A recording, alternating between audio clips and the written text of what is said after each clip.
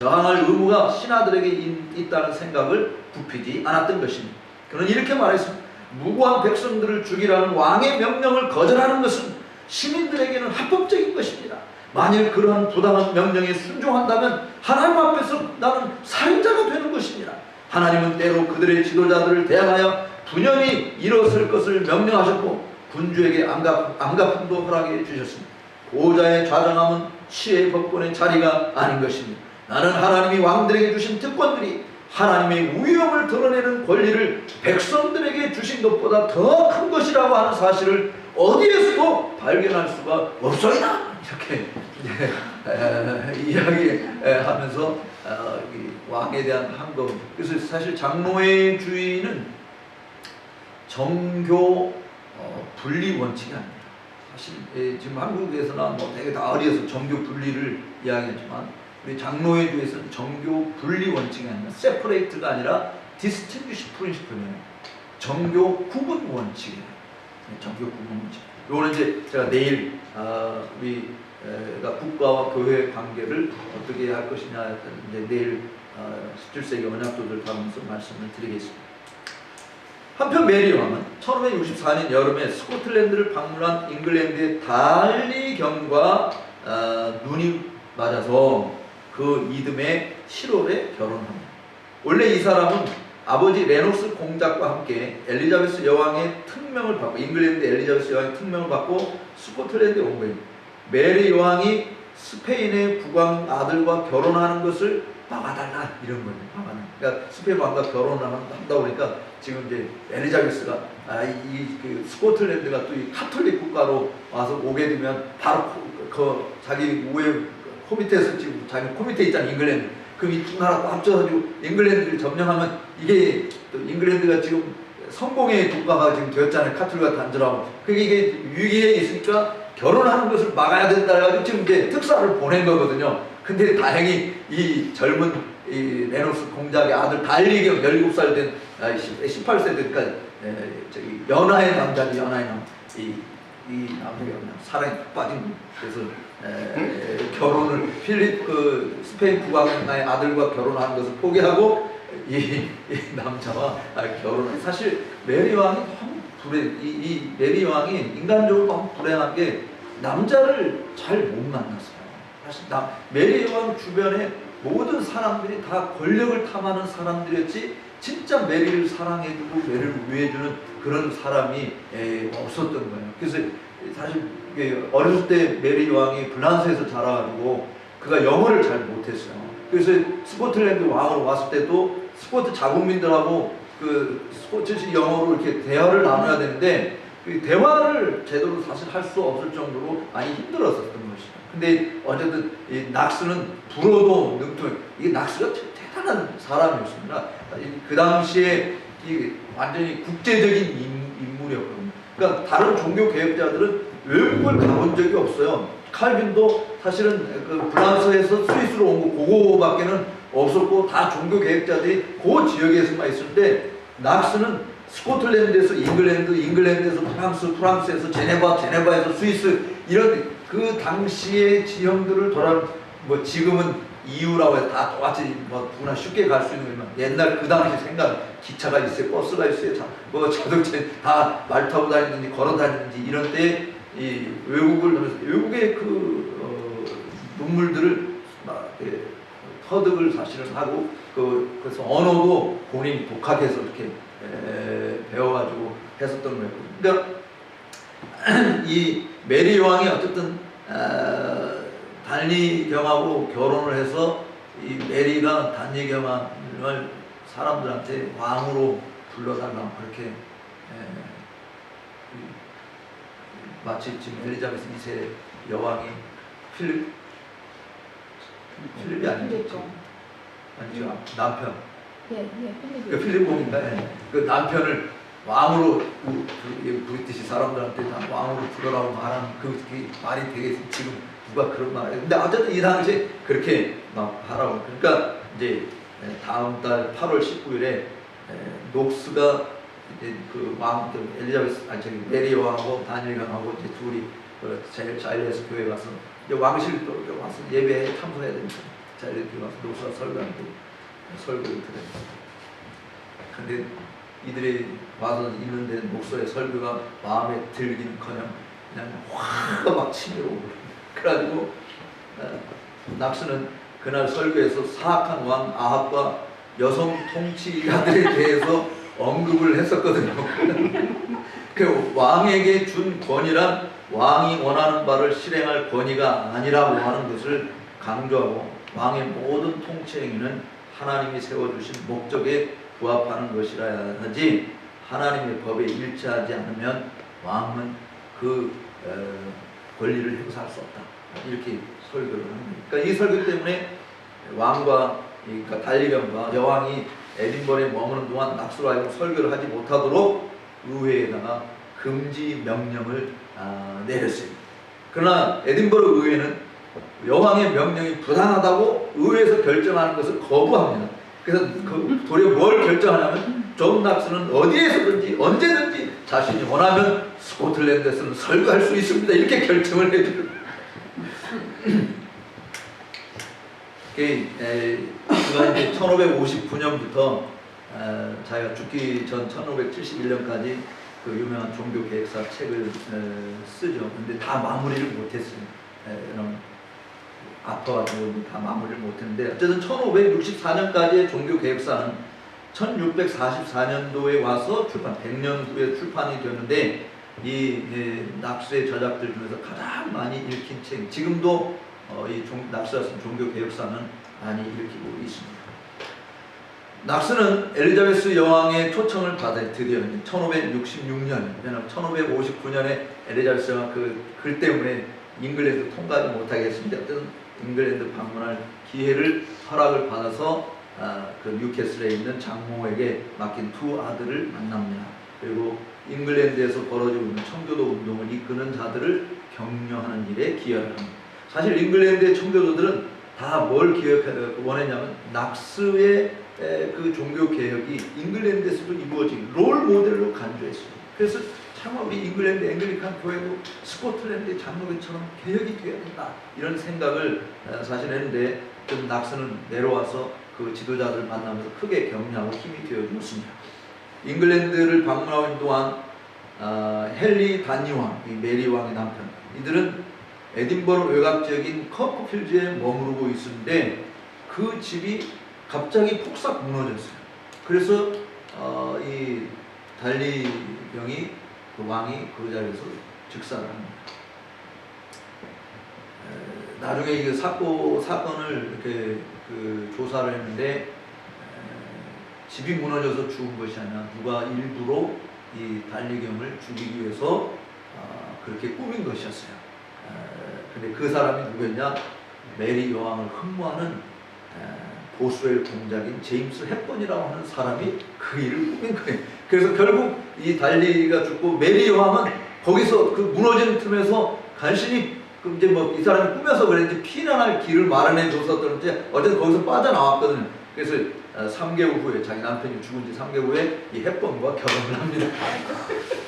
그러니까 참 메리 여왕이 정말 불행한, 그러니까 여성으로서 참 그 왕의 자리에 있었지만 너무너무 불행한 그런 위치에 있었어요.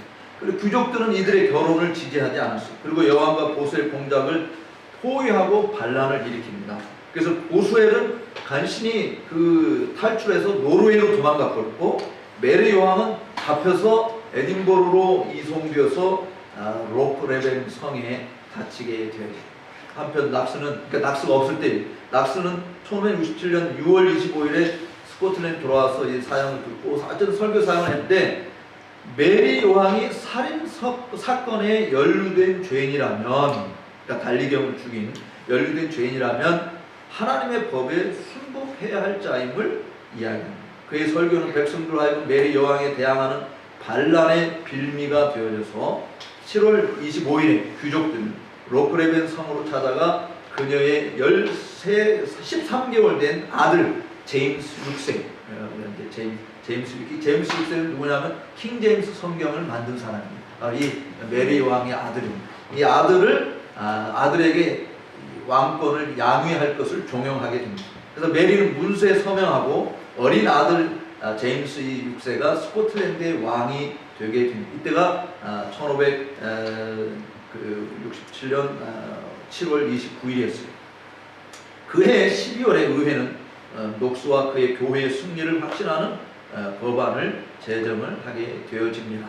그래서 1560년에 제정된 그 법을 다시 인준하고 스코트 신앙 고백서를 스코틀랜드의 공식적인 종교 신조로 확정하면서 이제 스코틀랜드가 드디어 장로교를 국교로 하는 개신교 나라가 되었음을 확고히 선언하는 일이 되어져요. 그러다가 1568년에 5월에 메리 왕이 로크레벤 성을 탈출하여 잉글랜드로 도망갑니다. 엘리자베스의 보호하에서 19개월 동안 숨어 지내요. 근데 이 메리 왕이 그냥 그대로 있었으면 다시 스코틀랜드로 갈 수 있는 기회가 있었을 수도 있어요. 근데 이 메리 왕이 뭐라 또 이 하여간 남자를 잘 만나야 돼. 여자들은 남자도 여자를 잘 만나야 되지만 한이 엘리자베스 여왕을 축출하려고 하는 음모를 꾸며요. 그게 발각이 되어서 그냥 엘리자베스에 의해서 사형당하고 만. 그래서 잉글랜드에서 메리 왕이 비참하게 사실은 죽게 사촌지가 아닌데 어쨌든 김정은이 같이 공업을 죽이듯이 엘리자베스도 지금 메리 왕을 이렇게 죽이게 됩니다. 그래서 스코틀랜드 의회는 어린 제임스 6세를 대신해서 정부를 꾸려갈 사람 메리 왕의 이복 형제인 모레이 공작 제임스 스튜어트 경을 임명합니다. 그러나 이 스튜어트는 훌륭하게 임무를 수행을 해요. 정말 사심이 없이. 그래서 1500 그렇게 그 일을 하는데 이 왕 권력을 탐하는 사람에 의해서 1570년 1월달에 릴리스보라고 하는 옛날 스코틀랜드 왕궁이 있었던 장 그곳에서 암살되어집니다. 이것은 종교개혁 운동에 크나큰 차질을 가져왔습니다. 그리고 불행하게도 그해 가을에 존 낙선은 뇌졸중으로 쓰러집니다. 어느 장애가 발생한 것입니다. 원수들은 다 뭐라고 봐라 하나님이 응징하셨다라고 박수치고 떠들었습니다. 그런데요 이 나이가 든 존 낙선은 놀랍게도 하나님의 은혜로 그 뇌졸중에서 완벽하게 다시 회복됩니다. 그러니까 존 낙선 하나님의 징계를 받았다 막 이렇게 떠들었던 사람 입속 들어가는 거예요. 그러나 어쨌든 정치적인 상황은 긴박하게 돌아와서 메리 여왕을 지지하는 귀족들과 제임스 왕을 지지하는 귀족들로 나누어서 서로 싸우고 그 와중에 에딘버러 성은 메리 왕의 지지자인 귀족들이 손아귀에 쥐게 되었어요. 그래서 성도들은 그 낙스가 지금 에딘버러에 있잖아요. 에딘버러서 사용하는 거죠. 성도들이 낙스를 보호하기 위해서 매일 보초를 낙스집 앞에 보초를 세우고 왜냐하면 이 카칼디 군 대장이 사실 옛날에 그 스코트 낙스를 지원했던 사람인데 죽이려고 하니까 어쨌든 보호하는 일을 하게 됩니다. 그래서 카칼디는 낙스를 죽이지 않고 에딘버러를 떠나줄 것을 명령을 하죠. 그래서 생명이 유태로진 낙스는 어린 세 딸들과 아내 그리고 비서를 데리고 어쩔 수 없이 에딘버러를 떠나서 아버추셜이라고 하는 곳으로 피신합니다. 그곳에 그리고 7월달에 성 앤드류를 옮겨와 그곳에서 주님의 부르심을 받을 때까지 머무면서 말씀을 전했어요. 그가 여기 이 장면이 참 놀라워요. 병들어서 허약한 몸을 지녔지만 열정적으로 설교를 했습니다. 지팡이를 짚고 겨우 걸어서 예배당을 갔고 강단에 올라갈 때도 혼자서 못 올라가고 누군가 도움을 받아서 겨우 올라갔어요. 근데 그가 성 앤드루스 머무면서 그가 한 설교가 어디였냐? 다니엘서였습니다. 그가 거의 매일 설교를 했다고 해요. 그 병약한 몸을 가지고. 그런데 불안하게도 한 편의 설교도 남아있지 않습니다. 아까도 이야기했죠. 그런데 그때 그의 설교를 들은 증인들 중에 위대한 사람이 한 사람이 있었어요.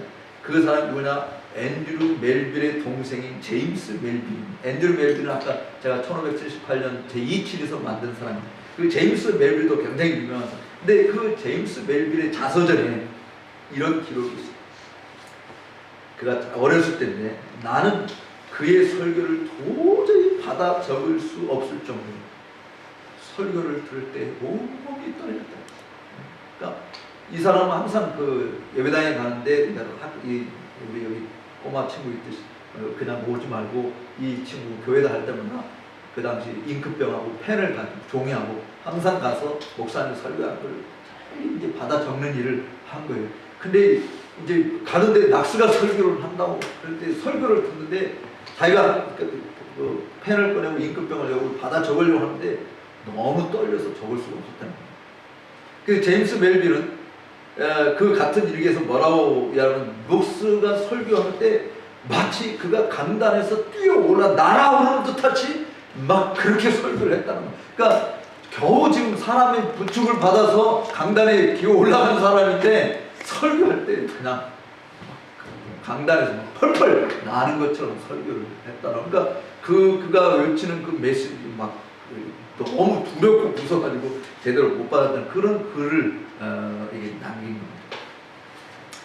어쨌든 1572년 7월 말에 쿼칼리가 이끄는 군사의 왕을 지지하는 귀족들의 군사적 대결에서 휴전이 이루어졌어요. 그래서 에딘버러로 비로소 7월 말에 세인트 앤드루에서 돌아오게 됩니다.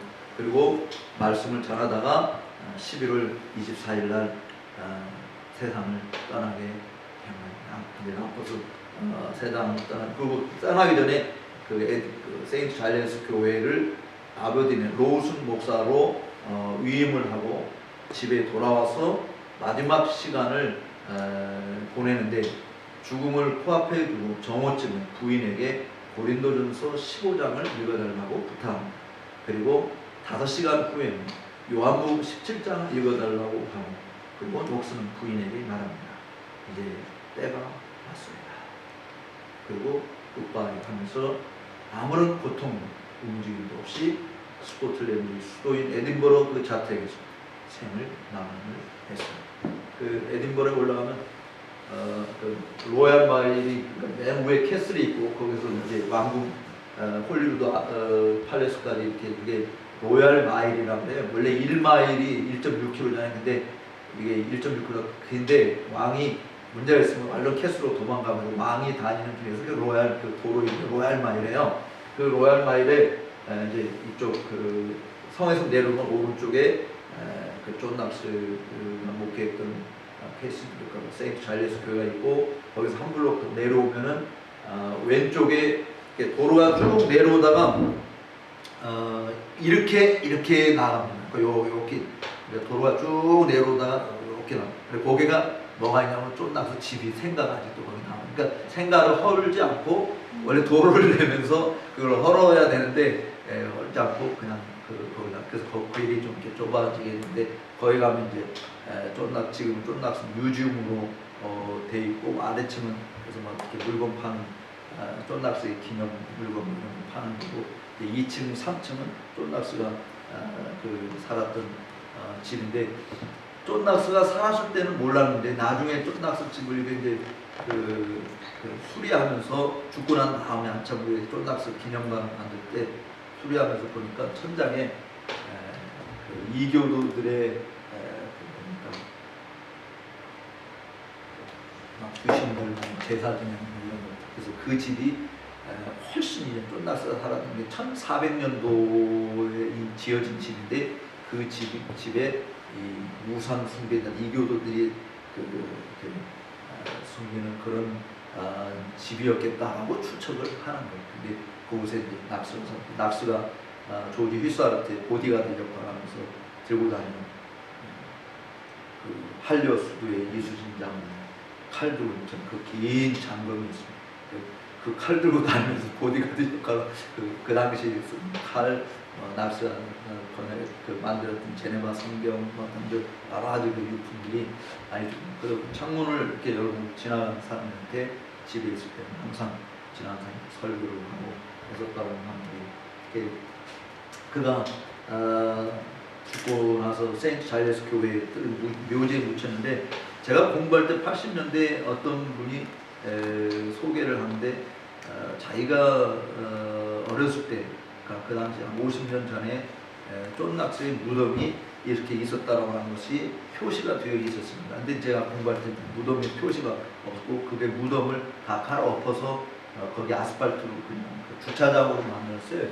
그래서 거기 어떤 그 장군 동상이 세워져 있고 거기 주차장이 있는데 여기가 원래 쫀낙스 무덤입니다. 이렇게 저한테 이제 소개해 주는 걸 봤는데 지금은 그 당시 그 쫀낙스의 무덤에서 했던 비서 요한 납스라고 하는 그 이니셜 인생인데 그 비석이 세인트 잘리스 교회당 안에 이렇게 보관되어 있습니다. 그러면서 그 비석에 원래 새겨졌던 말들 가운데 그 당시 몰턴 백작이었던 제임스 더글라스는 뭐라고 말했냐면 Here lies one who never feared any flesh. 그 어느 누구도 결코 두려워하지 않았던 사람이 여기 잠들다. 이렇게 그 비석을 썼다고 합니다. 녹스는 일평생 하나님의 나팔수로서 하나님의 일에 붙들림 받으며 하나님의 말씀을 증거하는 일을 위해서 자신의 생명을 기꺼이 하나님께 바친 개혁가인, 설교가인, 목사였다. 이렇게 말씀을 드릴 수 있습니다. 낙세 일대기를 간단하게 어떻게 그가 사용한 이제 내용 더 많은 것을 사실 이야기할 수 있지만 오늘 낙세된 썰배는 여기까지. 혹시 질문이 있으면 질문하시죠.